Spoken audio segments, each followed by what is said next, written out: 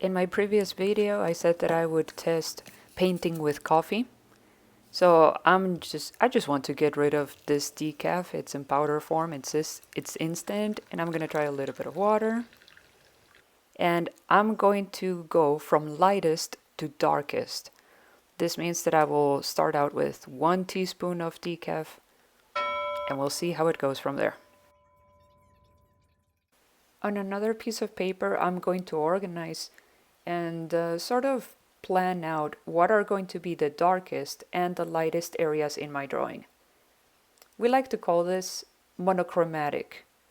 This is a monochromatic painting. And we call it monochromatic because I'm only using technically one color, which will be the brown of the coffee.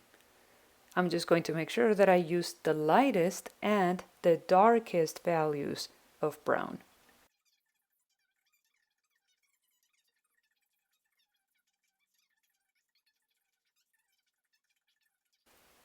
Different paintbrushes will give you different effects, so I think I'm going to select a couple of different sizes and different shapes.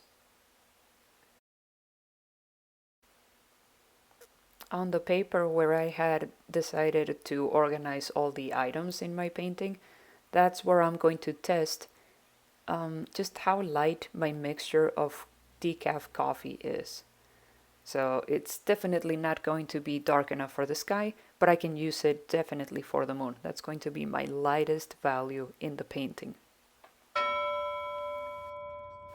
You might feel a little bit nervous about painting like this, but you just have to try it and just go for it. As soon as the water hits the paper, it's going to try and soak it up. So do not waste any time being nervous about it.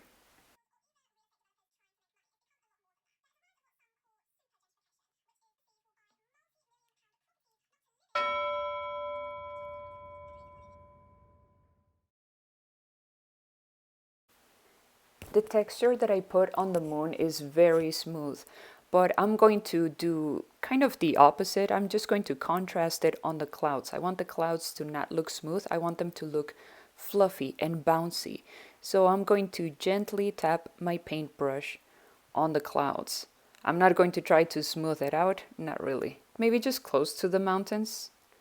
And then I'm going back to gently tapping so that it looks like those droplets of coffee that I have there, they're going to bounce around, and by the time they dry, it's going to look a bit more round and fluffy.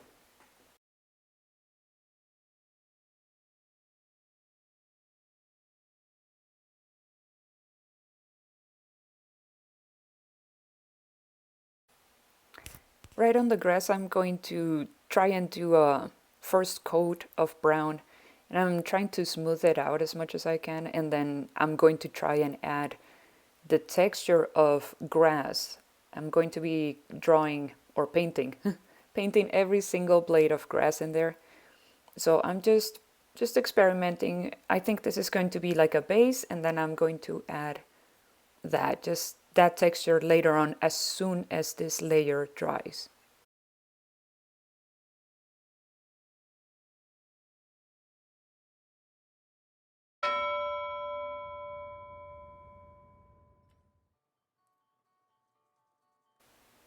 Every time you're experimenting on or trying out new things, you're going to find out how these new materials behave, and it's it's up to you to figure out what will work best. You have to be constantly problem solving any new issues. My newest issue right now is that despite all the times that I have been adding instant coffee to my water, it's still not getting darker, but it's already smelling a whole lot like coffee, but I'm not quite getting the value that I want for the grass. I think I'm going to continue with this texture all the way to the bottom. I'm going to let it dry, and maybe I will try one more time once it's dry.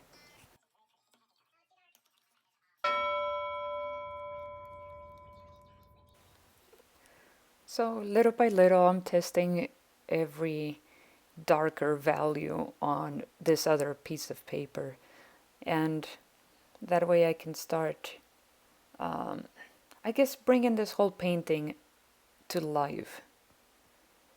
Little by little, it's going to start looking better. Now, I might be, because I'm experiencing a lot of struggles with with not achieving dark enough colors. I might feel like I should give up right now or I should stop doing it. But these moments are the ones where you just cannot stop. Even if it looks like you are struggling a little bit or things are not turning out the way that you want it to be, you still have to stick with it, because when it comes down to art, you might feel like that's when you feel like giving up, just in the middle of it. And maybe everything just looks so much better once you are on the other side, and once you have finished with everything. Then you might change your mind about it, and you might discover that sure, things did not work out as planned, but maybe you like this other way, this alternative result that you got.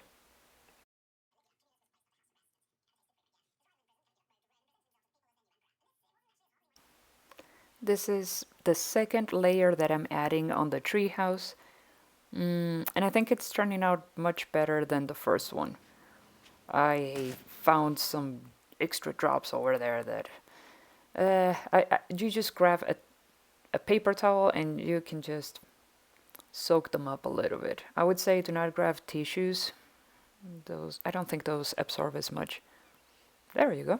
But I'm still going to, ta-da, break out the acrylics, because coffee did not give me the dark hues, the dark values that I really wanted. So you just have to, you just gotta do what you gotta do. Use the acrylics when coffee fails. But now I'm going to drink some actual coffee, none of this decaf stuff. When you don't have an actual brown in your acrylic paint set, you can always just mix colors. And if you don't know which colors to mix, you can always solve that with a Google search that will give you a couple of recipes depending on what type of brown you need. So now I have to change the way that I'm painting, because the way that water and coffee were behaving was more like a watercolor, where I had more time to work on it. But whenever you are using acrylics, provided that you are not adding a lot of water to it, acrylics tends to dry very, very quickly. So I have to make sure that I end up with the textures and the results that I want right away before it starts to dry off, or else I will not be able to change it or work on it. Speaking of results that we want, I have noticed that people that are barely learning how to use paintbrushes, they want to sweep back and forth as if they were using a marker or if they were using a crayon. But if you're noticing my paintbrush movement, I'm going in the same direction, and I just keep going in the same direction constantly. Like I don't go back and forth the way that you would with a color pencil. So we have to sometimes do that. Let paint behave like paint, and let crayons behave like crayons. That will mean this will mean that I have to change the way that I paint, or sometimes I have to change the way that my hand moves when I am drawing. They are different movements, and you also get different results. Another challenge that I've noticed with people that are switching to paintbrushes for the first time, especially children, is that they don't know when it's time to grab more paint. And I would say when your paintbrush is starting to look a little bit too dry, or you're not covering enough surface, enough ground the way you used to, like your paint is not looking as fresh, then it's a good time for you to grab a little bit more paint, or just put the paintbrush in the water just a little bit. And again, it takes a while for you to learn when to do that. When do you need to do that? And once you learn it, you do it without even thinking about it. So it will get easier the more you do it.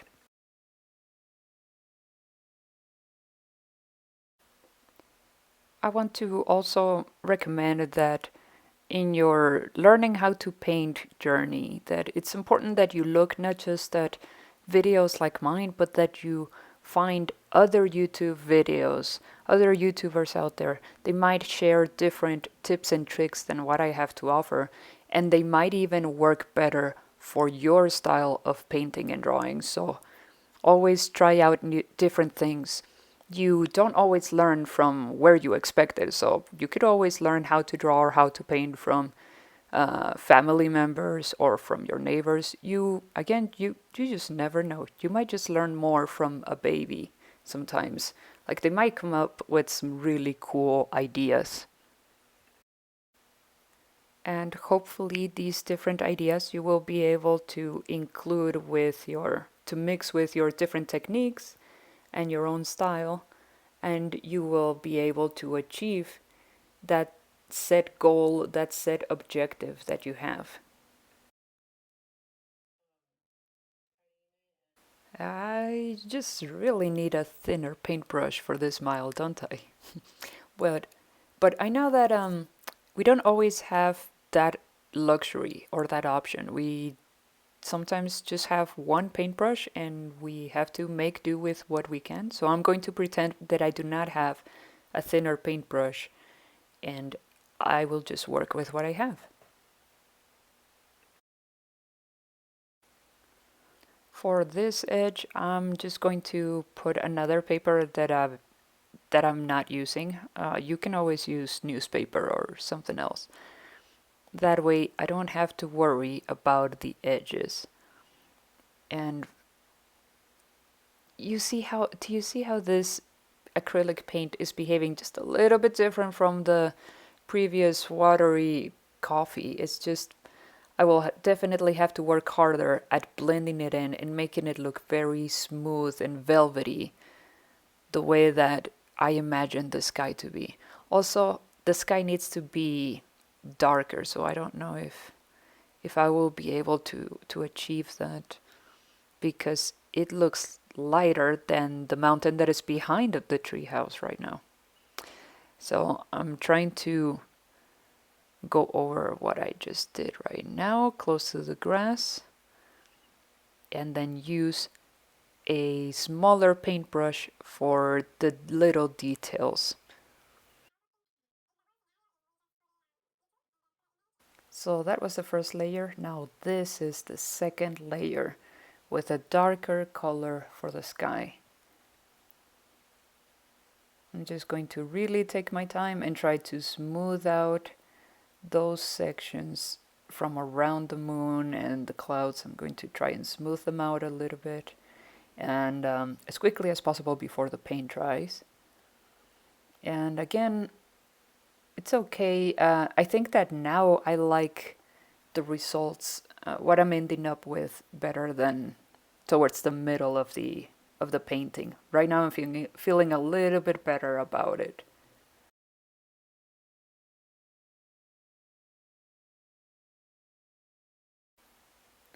I had completely forgotten about the ladder. Hey there, little ladder. I think I have to make sure that the ladder is not as dark as the trunk of the tree. I think that's what's going to be my goal, pretty much. That way it stands out. I don't want it to blend in with the trunk of the tree.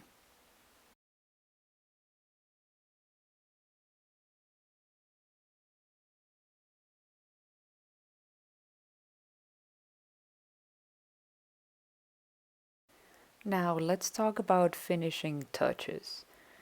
Of course, you can always work more details in, like shading details, and make it more interesting, but I wanted just to do a very, very basic type of painting. And I could always just leave the title part white, but I think that it would bring too much attention to that, or it would make it look like it's not a finished painting until everything has at least one layer of paint, even if it's a very light one. So I'm making sure that I'm going over less details, in the hopes that there's more unity to the whole the whole painting. Most of this video was done in a very fast forward, in a very sped up motion, but I want to slow down so that you can see the motion of the paintbrush for each of the leaves and how I am putting some of them out away from the bunch of them, and I'm just scattering some of them around, and then we can go back to speeding things up. Maybe. No, not yet. And so this is so that I don't end up with an hour-long video, because actually painting this took way more than 16 minutes. This took a couple of hours actually, because I had to wait for certain layers to dry. So again, just try to remember that, especially if you're trying this thing right now. If you are trying to write with a very skinny paintbrush, just try to be very, very careful with it. I would advise that you test it out on a paper before you do it on the actual painting. See if you can write with a paintbrush. That way you minimize any possible mistakes. And so that is it for this video. I hope that you enjoyed it, and I'll see you next time. Bye bye.